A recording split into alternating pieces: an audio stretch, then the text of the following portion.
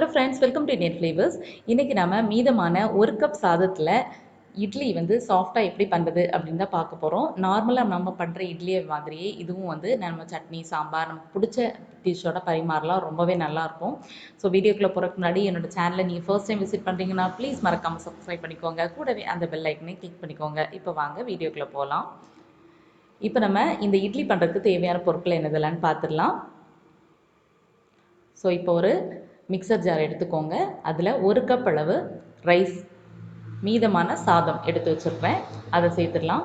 இதில் கொஞ்சமாக தண்ணி சேர்த்து நல்ல ஃபைன் பேஸ்ட்டாக இருக்கிற மாதிரி அரைச்சி எடுத்துக்கோங்க. இந்த அளவுக்கு நல்ல ஃபைன் பேஸ்ட்டாக அரைச்சி எடுத்துக்கோங்க. இனி இதை ஒரு பவுலில் சேர்த்துடலாம். இதில் ஒரு கப் அளவு வறுக்காத ரவை எடுத்து வச்சுருப்பேன், அதை சேர்த்துடலாம். கூடவே அரை கப் அளவு கெட்டியான தயிர், அடுத்து ஒரு அரை டீஸ்பூன் அளவு பேக்கிங் சோடா, அரை டீஸ்பூன் அளவு உப்பு, இதெல்லாம் சேர்த்துட்டு நல்லா மிக்ஸ் பண்ணிடலாம். இந்த ரெசிபி பண்ணுறதுக்கு கம்மியான இன்க்ரீடியன்ஸ் தான் தேவைப்படும். இந்த அளவுக்கு நல்லா மிக்ஸ் பண்ணதுக்கு அப்புறமா நம்ம வந்து தண்ணி சேர்த்து மிக்ஸ் பண்ணிக்கணும். நான் இன்றைக்கி அரை கப் அளவு தண்ணி சேர்த்துருக்குறேன். நீங்கள் வந்து கொஞ்சம் கொஞ்சமாக சேர்த்து எவ்வளோ தேவையோ அவ்வளோத்துக்கு ஆட் பண்ணிக்கோங்க. நமக்கு மாவோட பதம் பார்த்திங்கன்னா இட்லி மாவு இருக்கும்ல, அந்த பதத்தில் இருக்கணும். நல்லா மிக்ஸ் பண்ணியாச்சு பாருங்கள். அந்த பதம் வந்து அப்படியே எடுத்து ஊற்றுற மாதிரி இருக்கணும்.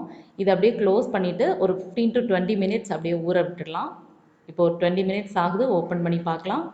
இப்போ மாவு வந்து கெட்டியாக இருந்துச்சு அப்படின்னா கொஞ்சம் தண்ணி ஆட் பண்ணிக்கோங்க. எனக்கு வந்து கரெக்டான கன்சிஸ்டன்சியில் இருக்குது அப்படிங்கிறதுனால நான் ஆட் பண்ணல. இப்போ இட்லி மோல்ட்ஸ் எல்லாமே வந்து எண்ணெய் தேய்ச்சி ரெடியாக வச்சுருப்பேன். அதில் வந்து நம்ம இட்லி மாவு ஊற்றிடலாம். இப்போ வந்து இட்லிக்கு தண்ணி நல்லா சூடாயிடுச்சு. இட்லி பிளேட்ஸ் எல்லாம் அதில் அடுக்கிடலாம். க்ளோஸ் பண்ணிவிட்டு ஒரு 10 மினிட்ஸ் நல்லா வேக வச்சிடலாம். ஒரு 10 மினிட்ஸ்க்கு அப்புறம் ஓப்பன் பண்ணி பார்க்குறேன். பாருங்கள், இட்லி வந்து சூப்பராக ரெடி ஆகிடுச்சு. அப்படியே சுட சுட நல்லா சாஃப்டான இட்லி வந்து ரெடி ஆகிடுச்சு. இதை வந்து நம்மளோட ஃபேவரட் சைட் டிஷ்ஷோட சாப்பிடலாம். நான் பிச்சு காமிக்கிறேன் பாருங்கள், எவ்வளோ சாஃப்டாக இருக்குது அப்படின்னு. சூப்பராக இருக்கும்.